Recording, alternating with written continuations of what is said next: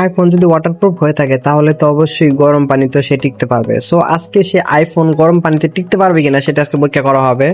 So এখানে কিন্তু আইফোনটি গরম একটা কড়াইয়ের মধ্যে রেখে দেওয়া হলো। সো দেখি এটা কতক্ষণ টিকতে পারে। সো এটা কিন্তু ক্যামেরা অন করা হয়েছে, তবে দেখুন দেখতে পাচ্ছেন কয়েক সেকেন্ডের মধ্যে কিন্তু এখানে টেম্পারেচার হাইলি লেখা আছে। দেখুন কিভাবে ফোনটার ভিতরে পানি ঢুকতেছে, গরম পানি সাইড দিয়ে কিন্তু বল করতেছে।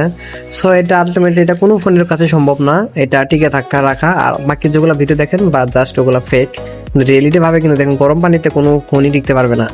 আর এটা স্যামসাং এ হোক বা আইফোনই হোক বা অন্য কোনো ব্র্যান্ডের কোম্পানি হোক, গরম পানিতে এগুলো এটার কাছে কোনো কিছু হয় না। ঠান্ডা পানিতে ফোন ভালো থাকে, কিন্তু গরম পানিতে কিন্তু এটা অসম্ভব, থাকা কঠিন।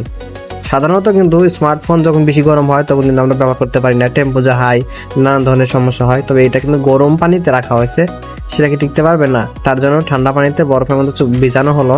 সো এখন কিছুটা একটু সমস্যা নির্ধারণ হবে, সো এটা তারপরে যাবে। কিন্তু আলটিমেটলি কিন্তু এটা কিন্তু প্রপারলি ভাবে কাজ করবে না। ফোন কিন্তু অলরেডি এটার ডিসপ্লেতে সমস্যা দেখা দিবে, ডিসপ্লে সমস্যা হয়ে গেছে।